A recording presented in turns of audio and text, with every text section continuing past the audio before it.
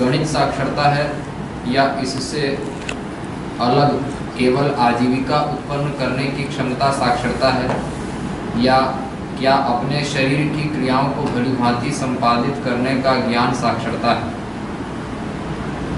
इसमें मार्गदर्शन प्रदान करें।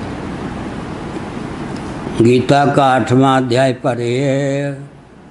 अक्षर परब्रह्म परमात्मा का नाम है।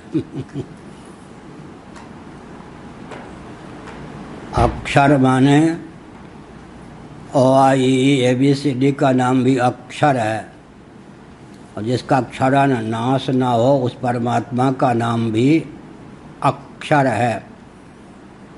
अक्षर बोध, भाषा बोध की सार्थकता अक्षर संज्ञक परमात्मा की प्राप्ति में सन्निहित है।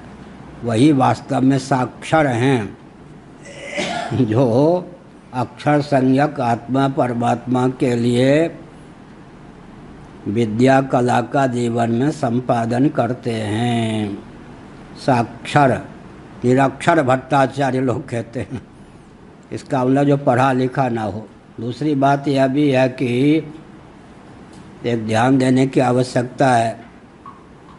कदाचित पढ़ा लिखा कम है, देहात का उदाहरण देता हूँ, चुपके से किसी के खेत से गन्ना एक तोड़ लेगा, उसकी चोरी की सीमा कम होगी या नहीं? कहीं से एक आम तोड़ लेगा, बैगन तोड़ लेगा, उसकी चोरी की सीमा कम होगी। और जो साक्षर हो गया आजकल और अक्षर संज्ञक परमात्मा की प्राप्ति से जीवन की सार्थकता होती है, इसका ज्ञान नहीं है, समाज के लिए साक्षर व्यक्ति ही प्राय अधिक शोषक सिद्ध होते हैं। निरक्षर व्यक्ति के तो शोषण की एक सीमा होती है। पड़ोसी के खेत से कुछ गन्ना तोड़ लेगा, मिर्ची तोड़ लेगा, बैगन तोड़ लेगा, यहीं तक उसकी गति होती है। और साक्षर व्यक्ति अगर प्रबुद्ध नहीं है, दैवी संपत्ति संपन्न नहीं है, तो राष्ट्र के लिए अधिक शोषक हो सकता है।